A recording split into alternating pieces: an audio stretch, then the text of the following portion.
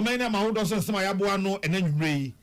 Yade ebremo. Agudie mu nsam so eka ho. Enwure ya Real Madrid. Womo apam Jabi Alonso. Say ono so onkwane sa morim grade wo chai pa. Ese ono so enko. Ese no bi kan na nwure yade ebremo. Na abanya djumekwa wo mo hwe oman Ghana ye koko. Eso e de aba. Ese nsem bi aba de afa. Enyema bi anipa bi so se ekutia koko ayeto no oman mu. Na koko board se omo wontiremu. Sana Bank of Ghana so aba bonten aba betiremu se. Sika ko gold ayeto no oman mu a. Abeto dwa se sika ya hwere wo mu pan yesika ketwa no. Entiremu enwumwe Bank of Ghana de aba. To say if there are costs incurred, government will absorb it to this amount. And then that way you free the financials of the Bank of Ghana. Na yeyina said ye bambo nyimekwa wodu awo mayimu ebi apono ato odi ama Ghana for say wo bibia ne nigimu bia ho no omra na wonfa no mbedon no Interior Minister akwa akohwe said the recruitment exercise no ekoso na wabokoko e dia fa wo mo nam kuntuna se eton recruitment forms of money they man for. Those who are online trying to deceive people, please don't let anybody deceive you. Last week somebody tried it and now he's in the grips of the police. We arrested that person over the weekend. Atoyama ntamu so afonso so akira kwanye betumi abuama yensu wansuwa yabo ho ban e de free wo mu a wo mu tisim tu mu a agudie. We need to have a system in place that will scan the full length of the river in real time. Na posifu a abeto dwa se wo mu do mu nsa akokeka nsemtrani bi ewo kukurantumi ama ne nia ye ne yaya no Ghana Journalists Association no mai mu nsemtrafo kukese no e de ababonten aka said na bi posifu na anye ne yi na asantema mu dwamtena ne di ma wosena manyoku NPP Bernard Ntwibu esi akonche ma wuntumi na lawyer for chemu se gina wo gina court no ni akwadu bo fa friend se omra na wo medi adanse mfa kwadu a wo mede abọ ono chema wuntumi no witness na wo begina temu adaka mu no nsem no akeka ye no ensisi so ensem bi kaye yin mu na nyimre yesin konya madawroma ye de esom na yemfa emu aseda ema Osons Chemist woma wone ani di dwanyina na adwumafo nyina fehia passe se de bonna netena afi atwamu na munim se Osons eton nupa no afi so mone netena sa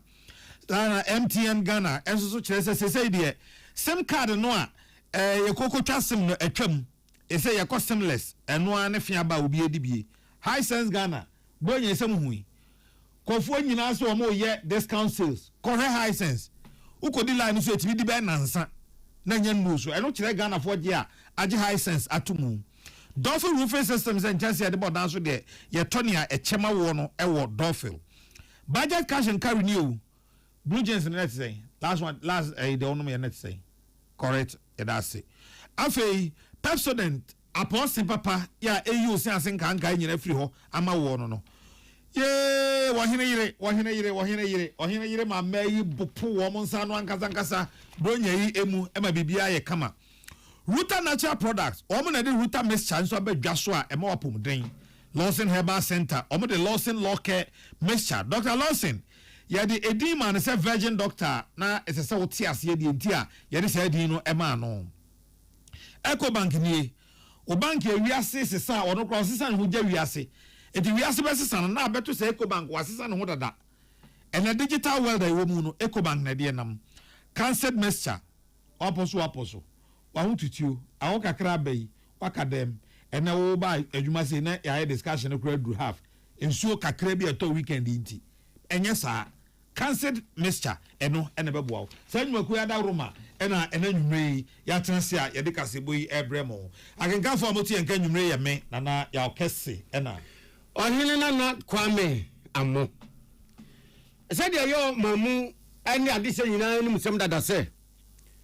bambo nyimekwa ye wono omayi ye police ne asrafo na immigration wo mabie wo mo pona fire service kura kan wona prisons se wo bibia ne nigie mu bia ho no wonyina nim na enkrata mpanimfo ade apia bonten wonye bi mfele fanko na se mpanimfo ye ne enkrata mu na osefata se wo mo fa no a wo mafa no Jumede na sase ama enne Minister for Interior Muntaka Mohammed Mubarak. Waya so baba pro dia fatitiru. Baby a yetu esi wo se wo mo wo mani di police edumekuo ho no. Wo mo nko na broni se yen screen wo mo no. Yen hwehwe firi wo mo tiri so kopim wo mo na ase. Peja wo mo santo to mo na ya track mobility exercise ma ya hwe se. Ampani ampa ni nuani ampa wo mo si pisita. E won ne a ehia se obi pese obeye post ni a owo no wo mo ni na bia na wakoko akọ sentence na wodo wie ya eno ne nsɛmtwerɛfoɔ kasa no se abeto mpanimfoɔ nim ɛsɛ nipa bi ɛnam Nicodemus nipa bi nam suma se kuntuna se kwanbɔne so ɛtonton fam se de mankrɔfoɔ ɛsɛ wo mo slot ne kyerɛ sɛ sɛ police na wopɛw sɛ immigration na wopɛw sɛ ɛnso so prison na wopɛ na sɛ wopɛ air force navy ana wopɛ asra dɔm no mu bia kwa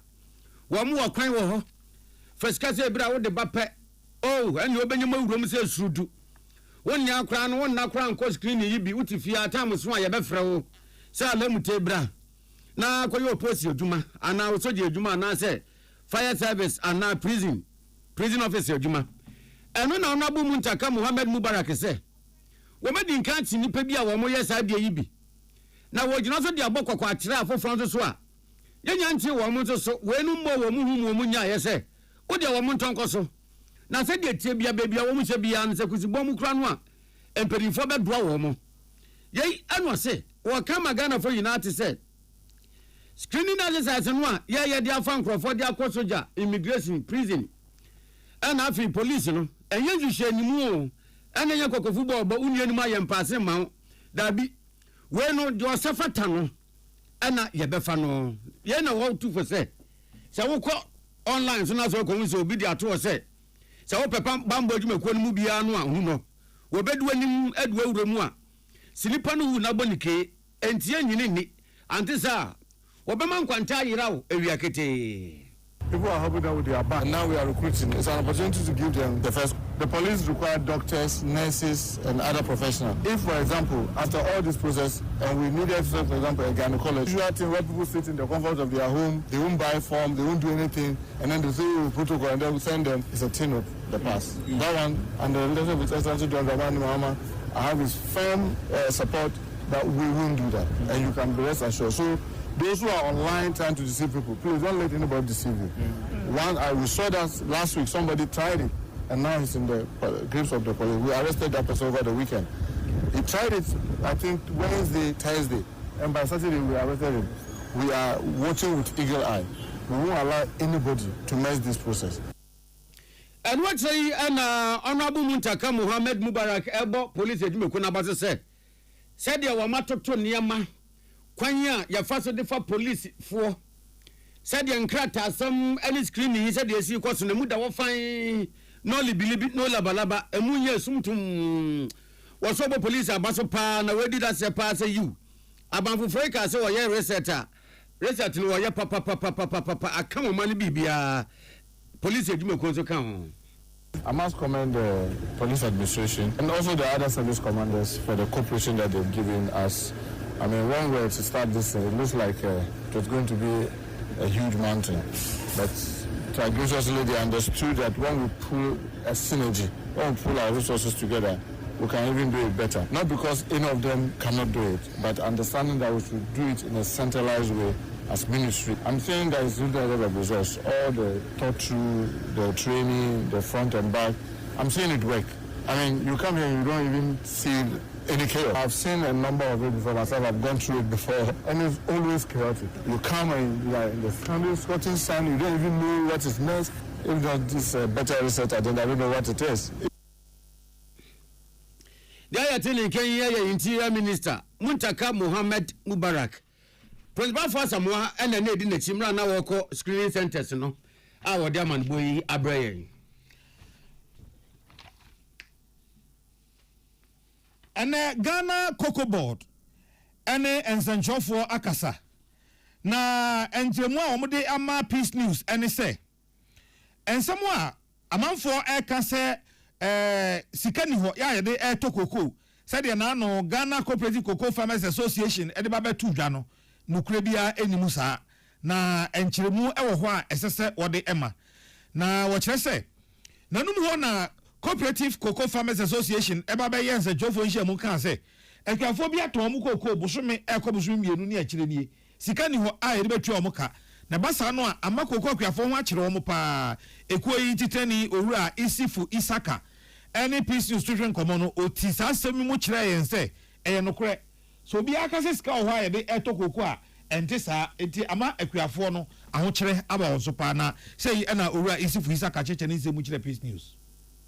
You found a Bible summit bakunia. Cocoa Kuafua across almost all the cocoa growing regions. Say cocoa now they come out PC and now LBC. Was this Kaniho? Ebima do Muko Kwesi or Bosume Baku, Ebina watching me and say, Ebina watching me. They transfer no crane say. She said school for BA school, university for, and a year SS for. A cocoa Kuafua, Pesica do Mumba, a trio Mumba school fees is ne, the Ombeja Mumba Quine. And so, Sikani Waku and the best, Kosuna, Yahusa had been to your yes, sir, Aban, and the Ghana cocoa board. You hear why I LBC snatch, sir, or the cocoa bebre, a cocoa porter, a say cocoa board, trio mocha, cocoa board into me day. Entry, and tis a no cressa, yes, sir, but a quiafono, Minuka say, Yahochria pa.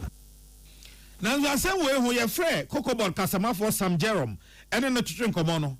or say, and yes, sir, potty, na seminity. Now, the attorney say, Ghana cocoa board Bosiano na cocoa dia wade bi ema enwuakuo no a eto cocoa no omo so de to no omo de bre cocoa board no se wajai onye ne sa biu na efri 2024 eba no na Ghana cocoa board hihye bi ba se yongofo bi o ha from off takers no ne nkofo a wo mo gina ntenti a wo mo pe cocoa no a ya to Ghana ha no agede akọ eti saafo no emma woni a eto cocoa no sika no omo no momo enkonkoto etu omusika no de ba de besi cocoa board so na wache e de ama license by companies so no mo de akwa akoto cocoa na ba na aban ankoje bosia emfra broche se de kane na oye no kokoje cocoa bosia no enti so obi ka so ohwe cocoa board anim se ono e na e ba be ma license by company bi ska se onfa nkoto cocoa a na nya sa na tie cocoa board and the license buying companies ka osho cocoa board jumadimu udia ifi 2024-25 season and 25-26 season anko jisika efeni syndicated loan enka cocoa board kokoje syndicated loan na ememe chese e cocoa board na onono seed money chese uchesi kabidi ma license buying companies na omaiden omato cocoa no on behalf of cocoa board but if you are no 2024 the koba yen say a form of tickets no omo nkasa na due to reasons be no omo finance the purchase of cocoa na chere say omo nkasa any cocoa board ya adwene nti omo no chere license buying companies in pa e bia modu musika be den e de bemo na cocoa board bia masa license buying companies na Sam Jerome esa chechire mu say efri 2024 ba no busia bia Ghana cocoa board kokojiye se wode to cocoa akwakoma nmakuo bi ewa monone wantimi ani so saa cocoa dodo ana se wode kro no wantimi amfani nyina ankonti amaka bi da ho enunti na ama bosia nya no ayeden ama Ghana cocoa board in 2024-2025, your corporate syndication facility no yenya because a kabimwa anase enyemo bimunti no enya de ayeden e baye banyamedum da financing model yi ayeden e baye intino enya correct to say LBC for the say cocoa board ayeden e di omo kanesa ni intino omo enye sika enfan to cocoa no but I need this one e won no say even though sa or how we won this year you projected about 650,000 metric tons from August last year up to somewhere December, to almost about 500,000 metric tons, which means this pocket of issues are almost yes, a genuine concern, but any significant impact in terms of the purchase of cocoa. I know the nya say cocoa kuani no or hatani cocoa na wa ontimi mfa hwe ton an obeton sesika wo na sesika ni ho no ton an obeton na mum kuani no na ni gia ni say obekọ akoton ni cocoa na krachi na tua neka na ono so de akoton ni cocoa bi ne momo ni bi no de akoye na adwuma ti cocoa no de wanya hata ma na wo no nko a de obeton na oton sika no a obenya afiri mu ho na asem no ewo ena se cocoa board so chire mu se kane nanka wo mo no kokoji syndicated loan no a no matibia ma enwumakuo no a wo mo eto cocoa no nanso se Ghana cocoa board nkonkoji se sika ne bio enti enye cocoa board na okwa jiska ene wa ba be mo obibi enti wo so to cocoa no wa kope osika na de ato cocoa no aba ya kwa koton e ho na sesei asem no ehye no waka kire akuafo nyina nso se obia nka na koma nto ne yemisa se mpanifo etoto ne ma se ne be ya obesiesie adwuma num ama cocoa akuafo ene wo mo so eto cocoa no obia ho aha no. However, on the issue whereby akuafo ne ka se e de ohawa bromo no cocoa board as a regulator how ye industry player no and no be yatina supremo ayati bia ne no ka se chief executive ene ni paying for eye ho adwuma de den so the be ya omitimi share the various license buying companies any other stakeholders na hu kwan a e be fa so a issues no we can deal with adeba akon so what say ye sharing so and say ohwe cocoa no itoni mu a first na ye nhihye yi bi e cocoa board say bia farmer no enya fair pricing money ade no you know ka say e no on the international market in Pune drop you now so cocoa board is paying a cocoa for our Ghana no higher prices. Ora Sam Jerome a okasa ema Ghana cocoa board on Abdullahi Dasmani etwetwen sa nkomo yi na parliament ekukase ba kwa wo a ehwe aban enime kodwumedie titu no musika sem bra wo mdo musika boye aya public account committee na wo matena se wo mutena se no wo mutena sa de frɛ Dr. Johnson Esiama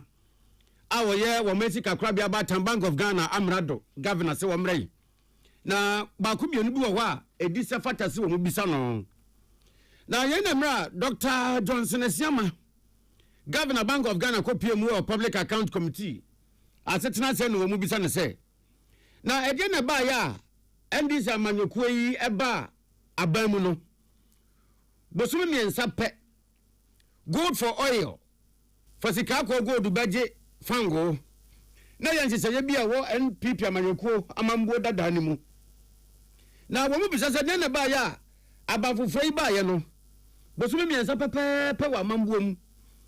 sa gold for oil ti se ye wo mu twa mu se ten eba ne san ana Dr. Johnson Esiama kire mu se nokra wo mu twam 2025 March bosumi ni mu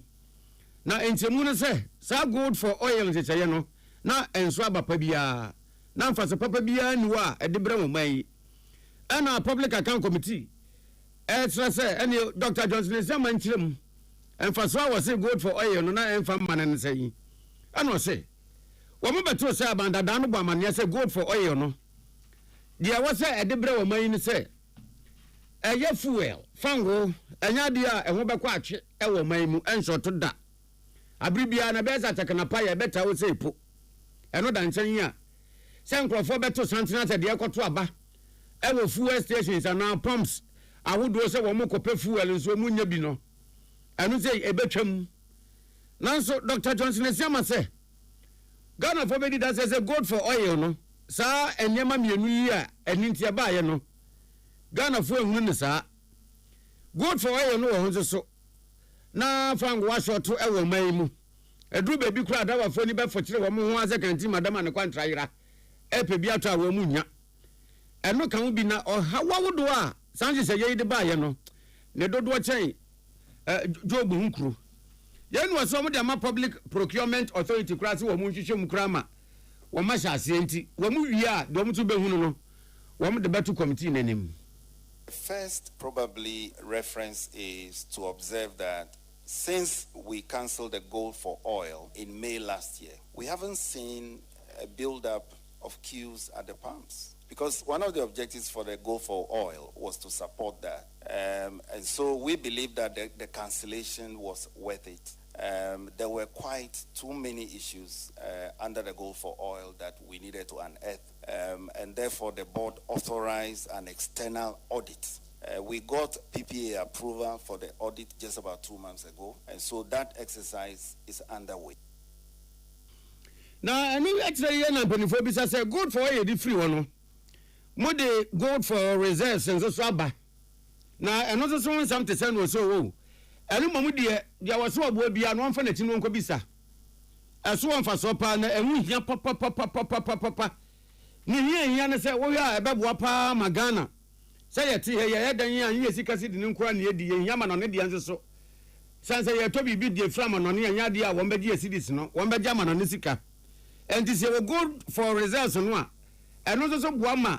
se Ghana ye sika sem nkitawudie ye ne amanfofo so de no oh ebe ye moto kama boko na ni na wo kire mu se ye dan ye ade bia ye nipa nche ye bia no bebi beto chima de bebi beto sini eno wo mahu a wo mo yese wo mo beyi ni na firi ho na ewiem die. In the case of the Gold 4 reserves, as the name suggests, the objective was to help us build reserves. Now, based on the data that NA has provided so far, the evidence is clear that it is not a question of shutting it down, but it's the question of enhancing its efficiency, looking at inefficiencies that you have to take out. And that is why we went after Gold Board. Chair, it will interest you to know, for example, that until last year, especially the exports of small-scale gold sector, we were just lucky nothing happened before 2025 because there was no insurance component after those consignments land at the destination country. And we had to insist that we needed to protect Ghana. Amrado Awada Omesika Krabiaba Bank of Ghana, no? Dr. Johnson Isiama. Henry Akwesimi kana call public account committee asetana sia wajaman boy adumi enumre na ne fa bi so a ode aka ho ene se governor yi ehire mu se sa bra Ghana ban ye se yento sika akọ na yemfa nhye yesika no kubu no na ewo sunsanso mienu de di kan ne se ebeboa ama yesika na gina na mom eboa ama yesika na gina no eno so de ka bi be firi ba bi aba ense Ghana fo nyina so ti ase se enhye na ban ye no ya anye ne se sa gold for reserve no ye nyamfaso wo so na mom ye se ye the gold no eba be hye Ghana cedi no kubu na ne mu ayedu se be ya amanone asorochi bi abo a ebi ntimi ntwi mfaso na cedi no atimi agina pintin nyame so ncha de ena ye kasai cedi no atimi agina enti se wanya eho no de na aka efa ba ko no a esesa wo hwe no se we are sa no auto gold no ni ade no edem faso brel anase de ka ebrel enti ka no a eba ye no enye ka na yenim esanse nema no na ye ni nyina na yenim se yetimi masidi ni gina ho se ya eka bi se beba nanso sa aka no eyo man ni yiyemu enti na Bank of Ghana ene aban esi sa gina no. There are inherent costs in the trading model. That inherent cost is currently being borne by the Bank of Ghana, not just in 2025, but since the program started. The losses that were incurred on the gold for oil in 2024, it was borne by the Bank of Ghana in 2024. The losses that were incurred in 2024 under the gold for reserves was borne by the Bank of Ghana. And so what I'm saying is that because of the cost involved, it's not enough to just allocate X amount for the gold trade. You have to allocate something to say if there are costs incurred,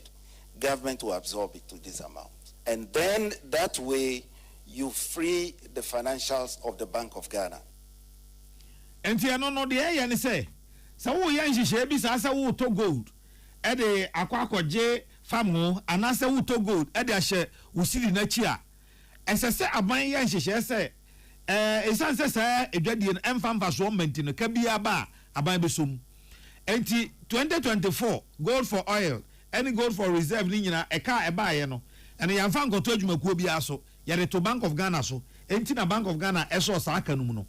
na Public Accounts Committee titrani onmunyamfo abena o se asare ebisa Dr. Esiama se ene sa na tie dia gold board ka no a wabọ no eyesen na papa ne kire mu se si ade ontimi fa figures no ma nanso o ma ne kwan a ekire obetumi de figures na ba ma mi sa pim no biom bisa ne se na se sika ye no wudi ho enkomo yi account am audit de abeto ho dada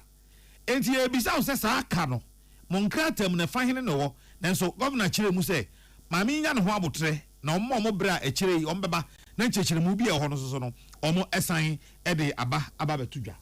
Madam Chair, and I'm saying this because the Bank of Ghana, due to what has happened since 2022, remember someone says we are an insolvent central bank. We already have our own issues. We are actually operating at very, I want to use my words carefully. So we are not in a position to shoulder those costs going forward. As we speak, we are having a conversation with the minister to see if they can reimburse us even for those costs that were passed on to Bank of Ghana since 2024. So going forward, the key thing or the key question is who takes charge of the costs incurred in that exercise? And if government of Ghana decides to budget for those, because it's a quasi-fiscal activity. Now, I say no cry no. Bank of Ghana cry ne oswafo iskasem so din komo say sa aka no e ba ye no a yesumbegu Bank of Ghana so no. Minister of Finance and Funds kama no. Na fe ye kwa ni mu no so yanwene ho say say ne yesi gold no a ye to no ye mpemfa so ne mum ye de hye yesi na chidi a e kaba hwan ne ye de sa aka no ebeto no so eno so ye nkomo a esesi ye di ema emuda ho ansa na ye de akọ ye nim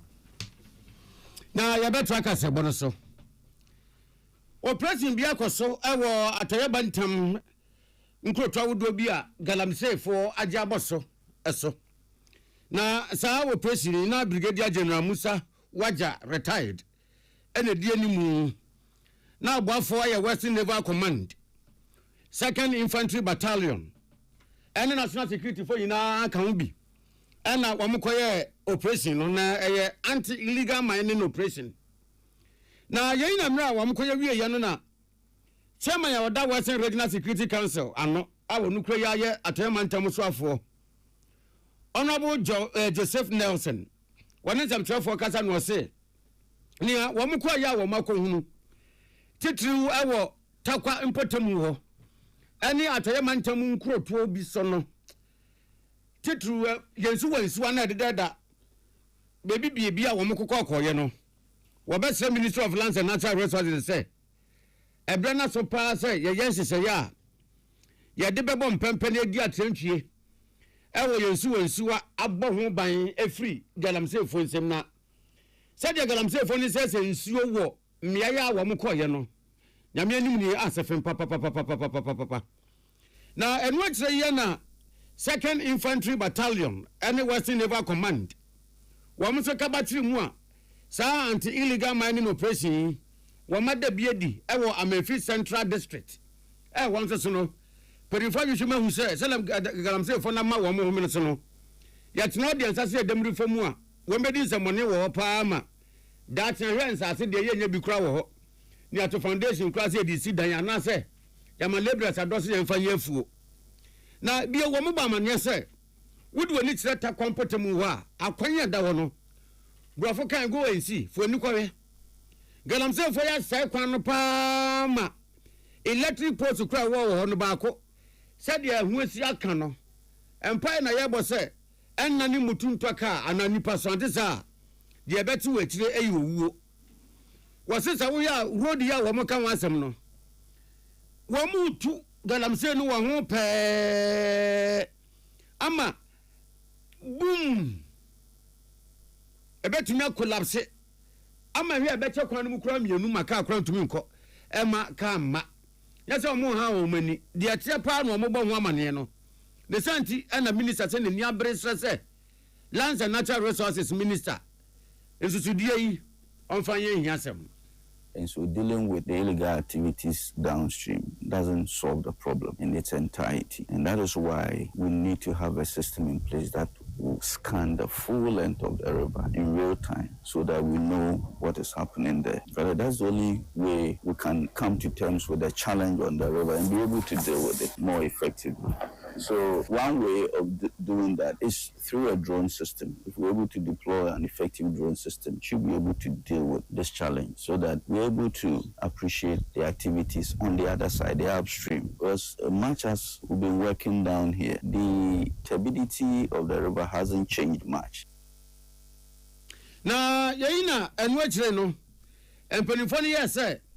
wo mo befa subonto kodo ana boat na wo mo de si titru ankobra sukese no so na wo mafiri neja akọ efa wechire said ana no ajenkwa kra say let's cross to the other side no mo yeso mbe bi na ebusia said galamsey for na say river ankobra no wɔma sɛ no ama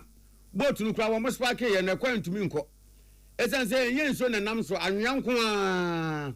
ɛna tubɔnto kodoɔ nso deɛ ɛnam anwea so ɛnyɛ prage anaasɛ abobo yɛ na afa kwan so ɛnam nsuo so na nsuo ni hɔ aka anwea nko a enti na yɛ den mpanimfoɔ yɛ biara sɛ nkɔma spark ne deɛ atanyonyonyonyonyo wɔn bɛyɛ ama etumi akɔnto so o ɛkɔyɛ ɔdayɛ mmorɔfo no kodoɔ ne deɛ ɛnyɛ nsuo paa ɛnkɔ enti ɛkɔba de sa na wɔ so ɔmusi no ɔmo kɔpɛ deɛ afarefoɔ nnua deɛ yi a wɔn de asisiri bom taburu bom de kɔkye nam ibe yi wɔn fa wudi nkanu yi bi ɛde kɔ na no na wɔn fa nsuo no so kɔyɛ ayɛ no paa no galamseefoɔ no nyɛ wɔn nyanyanyanyanyanyanyanyanyanyanyanya kyɛ sɛ oh dabi yɛntena wiase nyɛ saa Brigadier General Musa Waja retired Western Regional National Security Liaison Officer Ebo Koko na yen wose bambofo na wo moboa ama wo ma yo operation no wo mo muni na papa na wo se wo mu nkran se wo mo nkoso nya adwuma wo ma ni na ta wo machi titiri wa memfi na yentu galamse fo na se. We intend to sail from Takwa Bremai to Pristia, and it has been shocking for us to see how the land has been devastated and how people are mining and they are washing into the Nkobra River, as just close to be seen here. Most of the areas that we have seen on the river, we realize that because of the mining, some areas have been blocked. And I know that we will be able to go through this. So for those at Memphis Central, for now, you should stay off from the Nkobra River. We are going to sustain the operation until we are very satisfied, and then we move on further upstream to Memphis West. Na anwache na Brigadier Waja etremu bio se be ya boso me kakra nie anko brasu kese ne de ho anu omwo na wo kyeremu se sentia wo mo eho be ye aboso me kakra nie ni na ne se wo ba na do wa woni ba hwa wo be mu se yes galamsefo no asai nsuo ni pa wo mo twem mo kakra bi a wo mekoso asai na ka ho na mpani se de mu adi no mu ni nko de aka no ya beba ho ban ni nti na be ya aboso me kakra nie de Revan Kobra wano ano mabotami wo hwa hwese galamsefo no modwuma wo mo ye no metu ase wasrese wo man adesiamua wo mo na saa kun yentumi nkunim. Over the past months, our concentration has been along the Nkobra River, river operation on the Nkobra River from Wiaso towards where the Nkobra meets the sea. And as we continue to observe, you realize that we are not making the desired impact that we want. We decided to move further upstream. And what we have seen from Takwa Bremai is an indication that we have a lot to do. Brigadier General Musa Waja retired. Oya Western Regional Liaison Officer, National Security Liaison Officer, and one impenifo President of Maya D2 Galamse for us what Yaman Temtitru, Ewa Memphis Central, and Yeti, you know, appear down call Rock FM. Now, Udichre, and no German boy bye. I tell for a pump chow, a bus is here. When you are going to buy a paint, don't look left, don't look right. Go straight and grab the luxury acrylic paint. No be any painting be paint. The luxury acrylic paint. Paint with champion. When you are going to buy a paint, don't look left, don't look right. Go straight and grab the luxury acrylic paint. No be any painting be paint. The luxury acrylic paint. Paint with champion. Tune it in, turn it up, Peace FM, and rip off the knobs. Adeshimama Yamamo Akwaba. Nanumu ho, ena adeshye oha ene edu nwotwe a afimpino ene aduonu nan abato no won kokko gina ye premra hye bedwa ekonwa wa abato mpeso ahodo bi e woga na asei wo mo eka wo hu bo mu se wo mo aba okwa akoto bosumi awieye no onom de ogidi se se wohwe akannie suahunu ahobrase erisu bampapa yedidi domani mu a nipa num no omo pire nyina omo adwene mu no Dr. Mahmoud Baumia ena ne de yekonkan enu nti omo eta na chi omo kire se asemi eba ya banfo se an no omo kra no omo gina kotia ena omo to mane omo si dabi omo ankwan ko gina kotia na omo to nkra na mane wu ekoi de obo adom anode ma wo omo eye owura NS Frimpong na wono kokko gina epre Amemfi East akunwa no owura NS Frimpong se ansakra no omu si gina no omni wabato mpese asofo kasa bisa wo mo se hwan na mo pese yen kokonto abamana na yen kota na chi ewa abato a eba so emu etinye se bia wonum gina ba bi na omo ade wo mo kokoso asem ekoko gina Dr. Baomi achi na de ntia wo mo ekoko gina Baomi achi no ewa ase Attensi ni a polling station electoral area ni a constituency for Edinkomo. Ebisa womo 31st January din na mobeye. Omo say Ghana amaye se mabakwasem edi adansi pefe se di nipa ko na ofilia enkyere se onye nipa Ghana fo pe. If you say Ghana form to Obama president bia okoba ko since 1992. Enunti young party MPP no enye de edi kan ni a ye de obi ko a wa feel abakwasem edi adi pefe ese mpanyinfo mienu edi ma mpanyin wa MPP mu no ekoroko mienu ekoroko miensa enti Dr. Mahmoud Bawumia enye ni pa ono na afili party no say ye sign the papa no baby mu a Ghana fo ebehwe ni biem na omato abama no afi wo se enkofo so ka se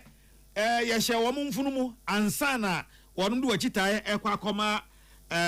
Dr. Mahmoud Bawumia eno so de omo kan ye eni here if you say ohwe parliamentary candidate yenkofuku a yenyina ye win elections ewo constituency na mo to abama yenyina ye win ye no omo na epeto aba ama Dr. Mahmoud Bawumia 31st January ya eda ye nimi enunti se yen na ye omo mpanyinfo sabio yen na omanya gidi wo ye mu se asose MPP abanba na constituency no pekwan epensuo epebibi mpamo bia ye na yenko da abana no ne njimbra bia ene na ehye ehye so mo won se de yepe de yebeka no omo so ebetie sansemi nyina ranom oha ene edu enwotwe ya 2024 onom premier hye bedwamu enkunya hodo e wo Ghana fa na nyina ya wo kan wo ho ebo mu ede wa chita ma Alhaji Dr. Mahmoud Bawumia no wono don frefo NS Frimpong ene woni enua William Gentu etwetwen saa enkomoyi na ene high court wankra no ba ko etena ase na high court etena ase ya de eho ensemo bayi high court tembuafo Audrey Kokuvite ene ye tembuafo ewo ho na court rise mra tembuafo ewremu no obi asore ye watena ase na obi atena ase no nsemo a ebeto nanim baako asantema ntemu dwamtine ni de ma wasama nyoko NPP Bernard Ntwibuosiako ane ntawudin chema wuntumi na semo a eda tembuafo enim ewo high court wo akonta mining concessioner ne nsakan ye samra boy yabo no kwadu se akonta mining concessioner ne nsakan ye no warin so de fa bi ema ewura no mienu bi se wo munye mu adwuma wabra wamba minister ho ana wanko baby a wose wo yankrata asem man penifo gitum se an ye de amaw wosusu tumi de fa bi ema obi ye mu adwuma na chese kwadu no se wo ne krate powers wajira ne tumi so ama dia ne nsa ka no wono so adane bi de amankrofo se omzo so enye mu adwuma na etia mra kodubofo atrem dada ene se enne wo mo fra asem no asem se trefo bese ne nso a emra yede ehun kodu ebo Bernard Ntwibuosiako no ekoba se na lawyer for stress enka court money bail ama court tie ye ma no 15 million cedis bail wotumi yenti wo bail mu na ye na mra asem yi wo mo fra ye no ana kodubofo ye ne se kwadu a wo mo de abochema wuntumi ama ogina court no wo mo kwadu no ho adansefo se court be makwan a dia odikan no won pese mo fra ne nne na wo begina court atembu adakam na wo ya no dia ka no cross examination no wo bi bisa ne nsem dia wonim efa kwadu a wo de abo chema wuntumi no ho court makwan ema owura Michael Jedwaisi wono na ye Kwadu a wode abɔkyɛ ma wontumi no ɛho dansini a wodi kan Michael Jadie Yisi ebegyina akɔtɔ atemmu adaka mu no and apia kubi a wɔyɛ lawyer pani a wotwetwa de agye Bernard Entwubu Esiako ebisa no de wonim ɛfa asɛm yi a ɛda court a yɛde ho Kwadu abɔkyɛ ma wontumi no wonim de mfa ho ɛna Michael Jadie Yisi ɛbɔ amaneɛ sɛ wɔn de onim ne sɛ ni wura no ɔsom no ɛyɛ Henry Okum na owura Henry Okum ampa chema wuntumi ema no concession ni bi ne concession na wasamra boy no chema wuntumi ma no bi se ontum asase mu agudie na eno na andi apia kubi a wo yamranim ni lawyer etwetwade age Bernard Entwubu Esiako se emra wototo Michael Jadue Yisi anu wiye no the opposite de to court ni amansan na anim ni se adanse no a Michael bedi fa Kwadu no wayamranim ni pa no tie se de na Michael keka ne nsem no do betumi aka ne se adanse no obedi ye no sebi adanse ni nyina so bia asem a wo kan nya asem a ono Michael no enim na kwakoye atesem eyete katre esan so bisa ne se anya bia se wo ka katre court eni wiase nyina se ampa Bernard Entwubu Esiako chema wuntumi asase e diama no wasamra boy se wontumu agudie no odibi ma wo boss ye Henry Okuma anya bia wonkrata na e kire se wodi asase na mane se wontumu agudie no wudi wani ehu nkrata no na wokenkan ye ana Michael yi anu se dabi the boss ye Henry Okum wa mena hu nkrata bia wan fan krata bia so ankyere ne se anya asase a wo mu kotumu agudie no eye Bernard Entwubu Esiako dia na wapone ho kakra dia ma wo mu so mu kotumu agudie eno na lawyer ndi apia kubidia ye nyina so kire mu se na kire se Michael Jadue Yisi no a wo no baba bedi Kwadu no wadanse no asem no kra won heda nim asem no mu pipon kosi dia ya ka ma nate ena wode nam eno nti wo cross ajami ni wiye na Michael so keka ne nsem wiye ya lawyer ndi apia kubi ede nsem tu dwa no ena court ye ne sene asem no ye ntoaso nyame ya adoma a wochena ye January bosome da toso du miensa na Michael Jadue Yisi bia na foforo bi wo wa se lawyer ndi apia kubi wiye a Kwadu bo fanso be se obebisa no a na wo matoa so Philip Atanga despite media Yaman before you and some for war court. Or me at this who be no court them all. And one boy some yechi a jamaye and ray. Ebeye America Cranie and Yabo Mamanie Alpha Man John Zasia a war and Krahase Mansua Edaso Ewo Nungwa stools and Afe Okpelo Sowadin Abusia Entem. Na Okpelo Sowadin Abusia Ayens and Jofo Nshia Mochre na no Nungwa students for a friends and for no more ekasai no mo kika nsem bi e de fa sa man John asase no kire kra se wo mo Okpelo Sowadin Abusia asase no nwo mo dia na emom owura Alfred Mahama ya oye omampani ni nua ena Baba Sule ena editumi akwakotai Okpelo Sowa Abusia no achi ama wo mo ene Nungwafo no ekunsa asase no wabra omo ankasa enim se asam no enye ondia afi wo kire se Nungwafo no ebo Kwadu a de bi kra ekokọ for posifo mpanifo ebi etese posipani Vance Gariba ni nyina kan se Gariba ekoko gina ho ema omu ye demolition kra wa bra na court bia ema na kwan se ongongo gina ho enhwe enye saa adwuma no nanso Okpelo Sowadin Abusia na kire se sansam no Nungwafo kai ni nyina enye no kra nemom ne omo pese omo ya ne se omo tu futuro gu Ghana fo ani nanso omo kosoro ba form asase ne de eye Okpelo fo no de Bia ena nunguafo enra omoba around Majo omobeka say asase a ye gina so ye Majo for asase a ye Supreme Court judgment since 2004 5th May ye judgment na is recorded in the Ghana law book omobe gina say asase ye omodia omo kan say president of this country ne brother Alfred Mahama ena Babasule ena a time Majo for echi ena omo je omasase no kra wom ni say minim de ntia nunguafo omo tumfutro gu nkrofo ani omo nka no kra Alfred Mahama onim ye Babasule onimu yashe Majo assassin has been what determined by the Supreme Court. Ye ninu nwafo we akwa police headquarters. Ama yakwa kushia. Omo kura judgment be a high court judgment. The legal team omo kachiro omo say nunwa Majo's Supreme judgment has been affirmed. It's still what confirmed and it's still authentic. Afei wose waka amagana fo nyina ate ase na afei nungwafo no so ntiase se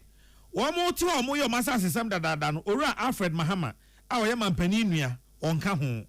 Babasule onim manjofo asase ho asem bia ba bia enti so mo do mo din anase se nungwafo no ne okpelo so wafo na nya o mo nka na sa na mom so mo de nmonyamfo mienu din ba be forfor ho de a ene na echewpa ene se o mo de ma won sanse sampanifo mienu o mo ne obi ene asase ho manso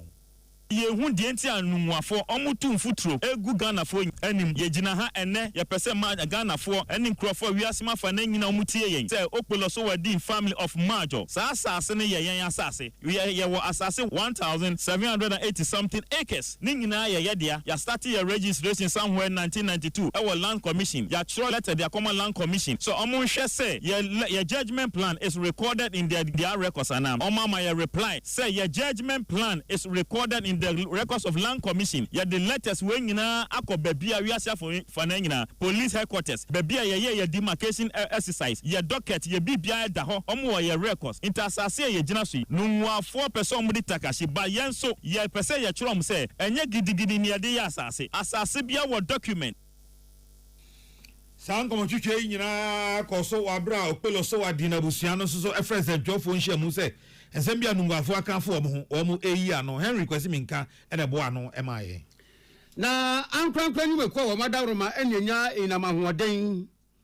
independent power generators IPGS wo matintim krata enanyumre ya bra Peace FM bi say wo msra pa sakrata mu nsam yankenkan ma Ghana de say yina ntibe na krata wo mso mo de babonten ya hu akonya so mo de ba ne say asa ye hu sisenkrofo dodom asa bi nso atie bi nti se eka bia na wo man no ede wo mo no nyamya ya dom ama abanye tuaka no ama se de kwamu da ho ama yina mahoden ya wo man no hia no abiri bia ye hia bia de pe bia mo de be ma yen na ye no mo se wo mo de krata yi ba bonten eba be di dase trodo sa anyampa adanse ntini ekuma bonso nkonso ye hia hwe e bia na ye tefre ba wam de krata yi edi adanse se nokre King James beka say verily nokre mu no e ka nanka e dawa ye ka o man no e de wo mu no aban etua na aban tua ka no afia etwemu 2025 na ye de krata yi mu wo mu ka se wo mu ba aban na ba so pa government of Ghana aban na abasuba yi so mu de ma aban a na wo mo de nam aseye hwe Ghana esikasem ena afia aseye hwe jamhoden ahonsam Ministry of Finance and Ministry of Energy and Green Transition sentia independent power generators se wo mo bo aban abaso wo mo de nam aban aseye mienu so ne se emra ban foforo yi ba ya wo bete se kase yi ena da wo no aban no ate kanam se ne yemu hye no obohu sanse na kanu nyankwada aka eye ekabozin pa na emuadu nanso said the Ministry of Finance and the Ministry of Energy and Green Transition edi ekire ebo ayema eka no abanya peska di etua no a na wo mo sabaso bo papa no mo san kan fon so na independent power generators wo mo krata wo ma kirem ese titru ene Ministry of Finance wo mo di mo akotene papa abribia wo mo bepuso ho ma fra wo mo bisa wo mo se na eka ni tio na kwa akwati sem bia no wo mo fra penifo fa na wo mo kasa asomdua ni abotoye mu nsam o munya botre beba yeguso ampeniam pa de adoye koso ya ni pitri skana ba abetua sa aka no yei ana wo munam ekwan so ekire bio se de abanya ya mo manya gidie pa se ampa akan de hunim de no aban we obi na ekana aban tua no emfaso wo se bebe ekire ni ebema Ghana fo ene ahoho a wo mo de wo musika hye enam ahoden adwuma mu no wo mo mpa banten na mom wo meto akoso ade atuduro hura chetrama aye wo mafam de bi aye aboa ma yanyan na mahoden a wo mani hia ewa bribia wo menam ka tari so se wo mani bose wo masede ne wo masede bia wo ejahoden ene yin na mahoden wo nsem no anya de a wo meto tena se kura wo mbeye ne sede se na fatana aboa ama Ghana esika sam so agina yie sase na mahoden no nyumakuo eye mfide nyuma wo mu hia bi na wo mu de aye adwuma abribia ne afra wo mu a wo mu so mbeje yeso asum yesompa independent power generators wo mu krata emu nsem ne Ghana Zenjofo Kubata Nkrabata ewepu emantemo de krata epie dwase nano Peace FM yamane bofo ya wotonkra efri epue mantemo Michael Akrofi abosi fortune hwetrobi ewo kukurantumi a na enya asam kitwa ewrade abosi for so oh for Michael ondi na ohwese ne a posi ni no buma no fa na chi sa then nza hye ne compass no mia no a posi for there if is a mubu odi ahinkan ka ye ne mo ye fine ye nti bie mu da fi da mubu odi ahinkan mu ye bio kwa mu ho ompa ne so omo no wo da kwa mu no omo mu ye bio mtike ne mo ye fine na ade na mo ye za posi for na say de ke ne mo ye fine pa o de say de GJ for the about so for me so sa ansen na poe mantam GJ for say hwe aposi for hwe Michael Akrofi no omo ka say yo omo de a na omo boa anyo omo de kra asem ne sen omo say na akuafo ya ewo tafu kukurantumi ho ana omo say konfo bi asoa na ntwe bi aba begu pom wanye na ntwa na omo say akuafo no mfuo eti omo ye ho ye kire ana omo de krata akwa aban krache a ohwe pom ho eno no moto nsa ede frɛ Michael Akrofi a otonkra ema Peace FM sɛ onko na onkonkobo amane Michael Akrofi edi akire a wone akuafo yi ekobie ena posifo yi ne no akasakasa yijefo kire sɛ omo videos omo hunu ene amane a Michael Akrofi abɔ sɛ de na anomi ankasa o cheche mu kire me no ene sɛ hunu yansa posifo yi miensa ene by force won fa ne samra no mo fa handcuff nguni nzani na osi da bi dia na maya mo pese mo de handcuff no gumi nza om se gina ho o chime ye ni se hu ya se police ni ba kwa fa Michael Akrofi achi abuma ne mene ne na nya asem ketwa ene ya apire ye pa nsa na Michael enya ne ho adidim afei ebere mo patapata asem ni nyina wie ya wokọ e na ohu se ne kon ne na chi nyina ye ne ya etiema okokọ report asem no e ma akofodua posifo ema posifo so asem no mu ema na krata ma nde kwa ya sabe ma doctor hwe e ka se ampa hwe de ya hwe no pa ya hwe no ama baby a wo kire se ne ye ne nyina no so o mama ne no se de obenom ene de odebekwa akotwitwi so na aboa ma bibia so aye kama Ghana Journalists Association e poema ntem krabata se sa de posifo ye tan ferry tieti ansentrofo fa ahodie so na ansentrofo adwuma no ye ne fenchen wa bra ehu ene ahopopo bia enka ho ne aposifo ye na poema ntam na anu ade a enka sen enunti wo fa kwanya isu asere o me posi sahene ye wa Christian tata yehunu se wodi ono a ne mantam mu ena na posifo agu posi adwuma ene mu ase sa dinema bia so omdi gu akwan mu na wo mo esi sa de na no kwan no IGP hwe na wo fa engu akwan mu afei GJ enso se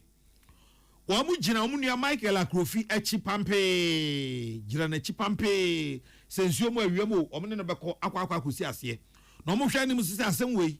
police administration no behwe na omo aka asem no a senka ye obi fufuro ankasa abre omo siesie de akwa kodu court dada no omo hwa nsie ti asem no na de eso omo ka fa ho bia omo nka e mante ase nya adwuma nsa na GJ fo akoma ato wo yam saa asɛm yi sɔfo de omu ni sɛ ɛba yɛ Michael Akrofi ɛfrɛ me ɔfrɛ me kyerɛkyerɛ asɛm no mu kyerɛ me na memi tietie asɛm no mu wie yɛ no me kyerɛ na namo a ɛsɛ sɛ otu nti memen da no me ne no kasa awia no mu hɔ na me ka kyerɛ ne sɛ sabre na ɔkɔ back to police station na ɔkɔ report to asɛm no ɛnam sɛ ne ɔsɛ crime officer na frɛ no ɛnam sɛ ne ɔnkɔ so ohyia crime wie a deɛ bɛsi bia no ɔmfrɛ me na ɔmo mama ne ne nhwɛ sɛ ne a yɛbɛsi atu anamo no afa because na me pese me nya details bi ansa na fada kra no maboda mane because na asɛm ni si e fada nya awe na we mu nyina nti na me se onkomra na de besi bia no ɔmo mama ne ba no kra nim nie mentimi amfrɛ no back ɛna ɔno so amfrɛ me back nti anopa me hu statement na efo ndi aba na ms Ewurade Michael Akrofi Michael so den ka police for adamfo ɔne police for e fine pa so ɔmanfo ɔmani anto fine ɔmne no ɛyɛ no so police ni kro no jama fe no akɔ epie mantem yes afe no akɔ ho pese but on say because Michael pa ni epie mantem police for bibia epie mantem police for epie mantem sa na ɔmo de epie ni you asam no anye debate de ntia na me ye reluctant kakra wa asam no ho ne say who say ye ne police for ntemu asam no omo hwe echi yeso hwe omo chima omo na initial na me feel say enema ne bi wo ho asam ne bi wo ho a ye betumi ato ebo asiesi asam no especially when Eastern Regional Police no command no ete asam no omo antena so kra omo ti asam no a no omo tu ho anamon ehwe say baby esese ye di yie beto no ye mfanto nti na me madwene mu no na esese nka ye hwe say because sofo eden a asamba no obi ntemu a that's right kan ye beka enti since a police commander no tu anamon na me madwene mu no na eye senka ye beto ebo ne hwe police fo no kakra na baby on beka asem no akwa duro no na nka yaka ede akwa kosi but be as it may GJ obi ntimi nkyerɛ GJ for nea omonye ɛna efumzo obi ani ho nso so sɛ yabo GJ kuoba na obey issue statement etisa but beyond statement no mehwe sɛ yen as media house na nkasa no ye ne police administration so ebe kasa wo asem we say ɛna mehwe so sɛ GJ for no so no ɛne police for no so ebe siesie nsɛm a etisa police for aya momo yen oh ya ne mo a na no say na me ko ebu akwa kropon se efen say me ko Ashanti region kropon na eja babusu afie won ti ho na ya me wo me kwa me duru TTC University of Education the Otanos me do a boss hey park na chese o hwese ne o si ye na hey park na ade na ojuro wan won ti ase dey ya na me aposi for ene omo yi nsema no no mempe either say se be license na opa me the man na se me hwese de wo ye no ebe ma mbuafu a me gya wo akọ now de o pesa o de yi bia o de license na be ko o ma me cheta me follow up ti o me gira na obi sa me say me license ana na me say ai ene o say me fa ma no hwe ena me say na se wonim se police fu e mo ama be my education severally say ma police ni enje driver license mo ana mass education nti ya na mo kan mo bo ana de we na osi kasa me ho ne de osi e na say abufu ya ba ana m de license no ma no ti me de license no ma no sofo say police ni ebe gina kra aka bibi ache me say de enti amaje license ni no o ja o me gina over 15 minutes wasaka zina license bebre o me gina over 15 minutes afina mbufu ana me say police na adan e dey asama waje me license kan de enti a waje license na shire me na ha me gina eren o say ai camera na e wo IPT no epic you speed ana me say Matias here me pese me hu speed na me call here no fa video ni kire me na me hwe ada oni ye beje chinye ana me say da be me no wonye chinye but me o se ma call speed Matias here na nka be me hu be me nwanwa se nkonya video no so kire me nka be me hu be me nwanwa because sofo There are camera no one. Traffic light bare 50 meters before the camera. Oh. Me do also traffic no na so red. Enti me gina. Enti me two ye na ne se me cross sa camera nti e be me nwanwa say car air stationary na ma tu prekope no wo say makọ speed abro so. Enti watch me. Manga hwe e na oje license no ye na it take and also start taking me another 10 to 15 minutes and stand all bre me cheat say member police member police headquarters to Ashanti region na me member na fi on process me for court Adam say me bakra me san bakra na dua enti say bibi wo ho de ane license no ne asotwe kro na wo ho no on pass it on to police headquarters me call police headquarters na makwa ko di akire o se da bi enya sa na since a police a chew ne dey say obaku ma say na me the officer me send to Kemfi Accra emra Kumasi because watch me wa police headquarters wo Accra o say asa na ye no hey ana me se mate ana me je chiti na me ja license no ho ma nti me ara me nya e fa ni sen MTT commander no me nya ne contact am ne kasai ana me kyerɛkyerɛ asɛm no mu nyinaa me kyerɛkyerɛ mu nyinaa kyerɛ ne sɛ de ma kyerɛkyerɛ mu ɛyɛ ya na sɛ de papa ne si nya abotrɛ etie masɛm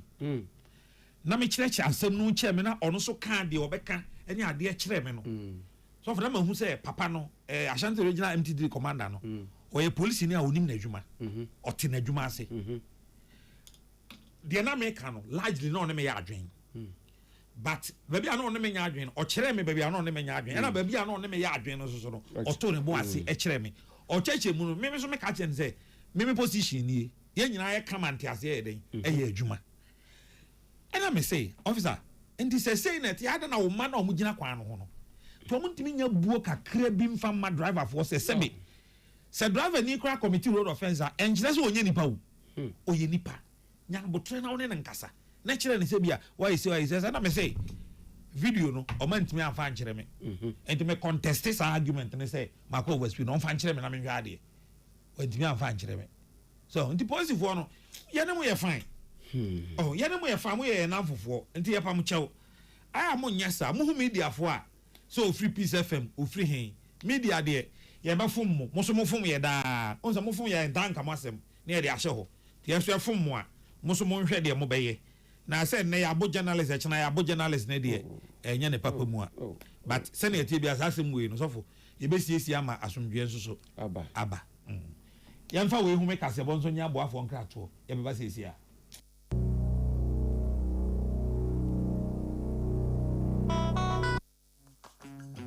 for the idea too bold to ignore, the dream that keeps you up at night, the plan that's waiting for the right moment. Well, this is the best time to make your move with Stanbic. Our rates have dropped. With our personal loans, vehicle loans, consumer finance, solar loans, home loans, and credit cards, you can turn your plans into progress. And your next move is unstoppable. Visit stanbicbank.com.gh to get started or call 0302 815 789. We are the number one. The 15th Gold Bond RTP Awards 2025 is here. The prestigious awards is slated for Saturday, 7th February 2026 at the Accra International Conference Center. Red carpet starts at 6 p.m. The event will also award the top 10 most performed public company CEOs of 2025, with lots of artists performing on the night. The 15th Gold Bond RTP Awards is powered by Big Events Ghana and sponsored by Gold Bond, Visa King, RTP Media Training Institute, RTP Skills Development Institute, RTP Mall, AgriFed Ghana, CocoFed, Knee Fashion, Coco Trade Ghana, Ride Along, Narrow Surge Energy Drink, A to Z Auto Services, and Special Ice Mineral Water. For Peace News, to win the Best Radio News Program of the Year award, dial star 920 star 111 hash and enter nominee code 376 to vote.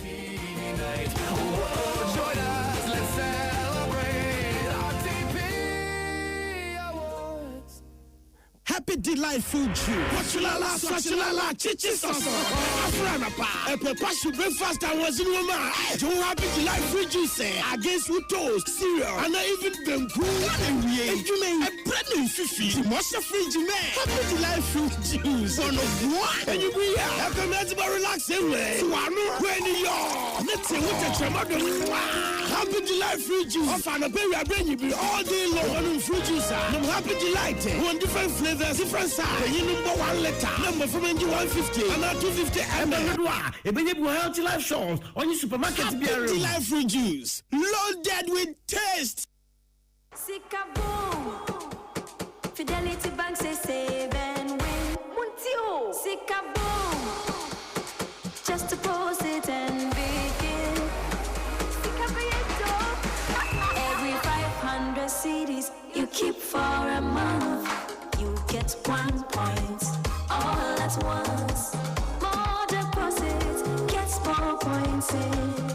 More points, more cash you feel win. How many points? 1 point every 500 CDs. What if you win? 5,000 CDs monthly. And the grand prize? Hey! 100,000 Ghana CDs. Don't wait. Visit any Fidelity branch or agent nationwide to deposit in multiples of 500 CDs. The more you deposit, the better your chances to win 5,000 CDs monthly and 100,000 CDs in the grand draw. Terms and conditions apply. Win with us. Fidelity Bank, believe with us. This is an NLA approved promo, now running on the Caritas Lottery platform. When you're going to buy a paint, don't look left, don't look right. Go straight and grab the luxury Alagris paint. No be any paint be paint. The luxury acrylic paint. Paint me champion. When you're going to buy a paint, don't look left, don't look right. Go straight and grab the luxury Alagris paint. No be any paint be paint. The luxury acrylic paint. Paint me champion. For the idea too bold to ignore. The dream that keeps you up at night. The plan that's waiting for the right moment. Well, this is the best time to make your move with Stanbic. Our rates have dropped. With our personal loans, vehicle loans, consumer finance, solar loans, home loans, and credit cards, you can turn your plans into progress. And your next move is unstoppable. Visit stanbicbank.com.gh to get started or call 0302-815-789. Tune it in, turn it up, Peace FM, and rip off the knob. Amadeshe Yamamo Akwaba sofo positive asma making. Tano so dia making. Sofo. She see many messages Mako 13. Hey. Our munina eka about sa police corona baby American 13. Wow. Our munina confirm. Sa woman making ebi a former DCs. Ebi MPs. And munina confirm sa the commander on my commander no. So for say only a friend MTD commander no Ashanti region no. So only the kasa ho. Unim no dakwana so only the kasa wana kwa me obepenasem. Because okasa say na papa minim no personally. Because minim ni say na meboa. But o he say no si kasa no ho otimu so obi a obuade. Papa no otimu so obuade o wa hombrase pa because okasa ho ma hu say we nipa. Okasa ma hu say oni nipa. And a kasa no ojo obre no asepa minim no dabat ne kasa mu no de me pick free ne kasa mu no but everyone was say some particular those one of yegira ho no asofo messages e be asofo wo mu asofo wo MPs wo DCs wo and Asante regional MTT commander was Ambonopo commander wada Roma onene men no omo rehye dan reflect we image papa into other room on the sanhwe hobium na ebeboa pa because edin there major ya last na cause me din ya last na hu ya me papa enti commander we wada roma hwe na omuso enye na so fu ye kokora no Real Madrid fo omo Jajabi Alonso kwan se coach ya ono wa bon sa de omo Real Madrid fo omo ntimi ne nya adwuma enti omo pam Jabi Alonso ama Alvaro Abaloa ono si omo old players awo Alvaro Abaloa ono na sesi ano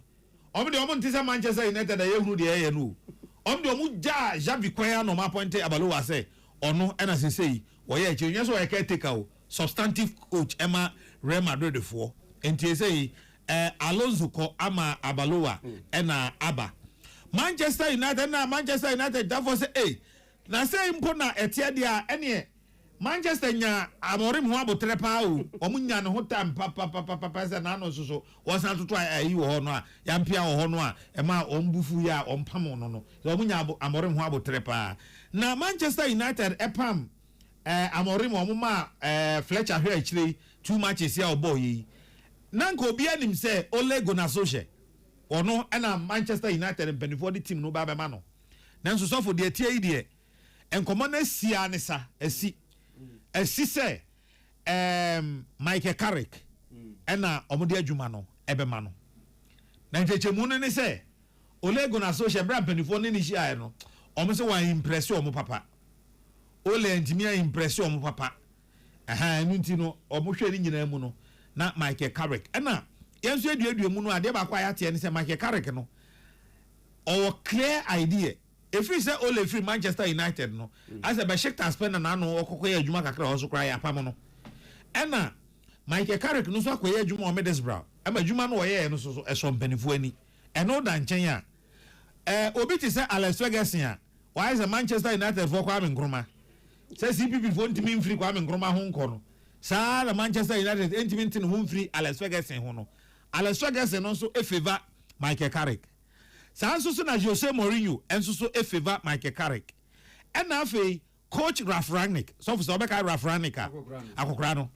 the gigi presser no ono so Ralf Rangnick so support Michael Carrick and I say baby ade na akoduro no enkodu china de na Manchester United a confirm Michael Carrick say ono na obehwe chirama season no aso na tie de oho a ehuma no ne say kwasi a memende be ya woni Manchester City wo wi a woni Arsenal san o match eto atoaso saa ati Michael Carrick asubo de wo beji bi pa nenso me de na me ogide onu se obetimi aye adwuma nti omra na ye hwa ha ene ye de musie na ya kese mene ohine na Kwame Amo Oson's Chemist MTN High Sense Ghana Dolphin Roofing System Budget Cash and Carry Pepsodent ohine yere spices Afe Ruta Natural Product Lawson Herbal Center Ecobank and a Cancer Mr. Roma and a Yede Kasibui Ebremo ene enso so no go tweka se ebo no ebeba na no go tweka se ebo na chi ene na afi